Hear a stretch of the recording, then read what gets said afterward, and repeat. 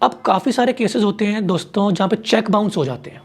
Cheque bounce के अंदर हम क्या स्ट्रैटेजी करते हैं, एक 138 का केस डाल देते हैं, क्रिमिनल कंप्लेंट डाल देते हैं। अब 138 के क्रिमिनल केस कंप्लेंट करने के बाद जो हमारे पास दूसरे ऑप्शंस होते हैं, हम साथ में एक समरी सूट भी फाइल कर सकते हैं ऑर्डर 37 के अंदर, और एक चीटिंग का केस भी फाइल कर सकते हैं।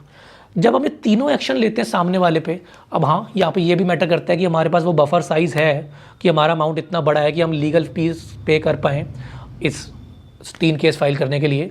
तो जब हम सामने वाली पार्टी में 3 केस फाइल करते हैं, लेट्स से हमने ऑर्डर 37 का सिविल सूट फाइल करा, NI एक्ट की क्रिमिनल कंप्लेंट करी एंड चीटिंग की एक प्राइवेट कंप्लेंट और कर दी, तो सामने वाली पार्टी को जब लगेगा कि हमें को 3-3 केस लड़ने पड़ रहे हैं, लॉयर्स को पैसा देना पड़ रहा है, मेजॉरिटी ऑफ द केसेस के अंदर सेटलमेंट के चांसेस बहुत बढ़ जाएंगे।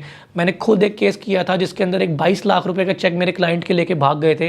मैंने ऑर्डर 37 का समरी सूट फाइल करा, चीटिंग की प्राइवेट कंप्लेंट करी, 17.5 लाख रुपए के अंदर सेटलमेंट हो गई। मेरे क्लाइंट भी खुश थे क्योंकि उनको लग रहा था कि ये 5-6 लाख उनकी लीगल फीस चली जाएगी, 7-8 साल मैटर लगेगा, तो इसलिए he was also happy and सामने वाली पार्टी भी सेटलमेंट पे आ गई।